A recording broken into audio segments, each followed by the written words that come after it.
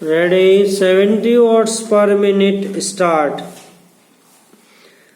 महोदय, यद्यपि मैं इस बिल का समर्थन करता हूं, लेकिन मंत्री महोदय से यह कहना चाहता हूं कि इस पर जनता की राय ली जाए। पूर्ण विराम। इसके साथ ही ऐसा बिल भी लाया जाए जिसमें यह विवरण हो कि ट्रैक्टर महंगा होगा या सस्ता होगा और उसमें किस प्रकार का इंजन होगा। पूर्ण विराम। बिल में यह प्रावधान भी हो कि राष्ट्रीयकरण के बाद जो भ्रष्टाचार बढ़ गया है उसको कैसे दूर किया जाएगा। पूर्ण विराम। तभी हम समझेंगे कि वास्तव में इस देश में कृषि क्रांति आने वाली है।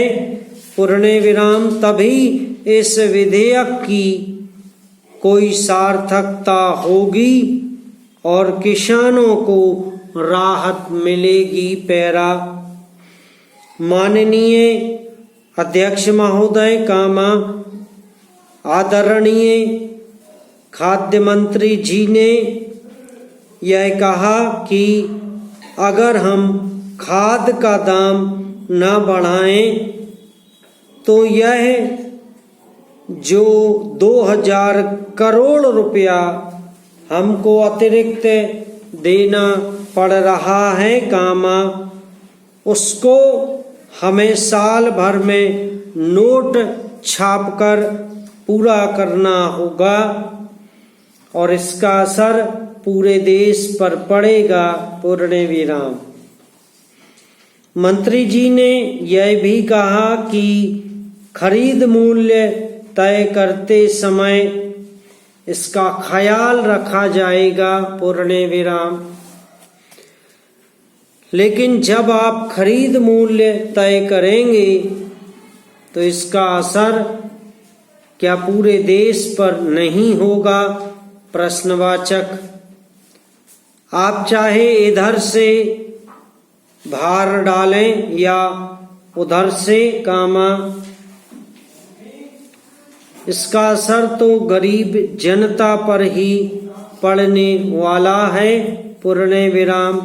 अनाज के दाम भी आप बढ़ाएंगे तो भी जनता पर ही उसका बोझ डाला जाएगा। पूर्ण विराम। प्रश्न यह है कि किस पर ज्यादा बोझ डाला जाए। पूर्ण विराम। इस देश की 80% जनता गांवों में रहती है और खेती उसका मुख्य उद्योग है। पूर्ण विराम। शहर के लोग बरसात में जब आराम से घर में बैठे रहते हैं तो किसान धोती लपेटकर खेत की ओर दौड़ता है। पूर्ण विराम। मंत्री जी किसानों पर ज्यादा बोझ डाला है और पूंजीपतियों पर कम। पूर्ण विराम। उनकी सहानुभूति किसानों के साथ कम है मिल मालिकों के साथ ज्यादा है। पैरा। आपने डीजल का दाम 1.5 गुना कर दिया। पूर्ण विराम। खेतों को सींचने के लिए किसान को बिजली नहीं मिलती है। पूर्ण विराम।